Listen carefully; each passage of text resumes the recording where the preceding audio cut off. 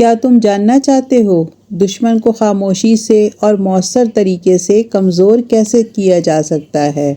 پہلا طریقہ، ان کی توقع کے مطابق مت رہو۔ دشمن تمہیں ٹریک کرتا ہے، لیکن تم اپنی راہ پر قائم رہو۔ جو وہ چاہتا تھا وہ ہرگز نہ کرو، یہی سب سے بڑا دھچکا ہے۔ دوسرا طریقہ، کامیابی سے چیخنے کے بجائے خاموش رہو۔ تمہاری ترقی اور طاقت لفظوں سے نہیں بلکہ عمل سے دشمن کو اندر سے توڑ دیتی ہے۔ تیسرا طریقہ، بدلہ اللہ پہ چھوڑ دو۔ تمہارے ہاتھ سے دشمن کی بربادی نہیں، لیکن اللہ کی عدالت سب سے خوفناک ہے۔ صبر کرو اور دیکھو دشمن خود کمزور ہو رہا ہے۔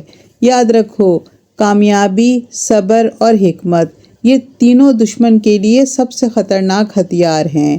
اگر تمہیں یہ سبق پسند آیا تو دوسروں کے ساتھ بھی شیئر کرو اور اپنی طاقت بڑھاؤ۔ جزاک اللہ۔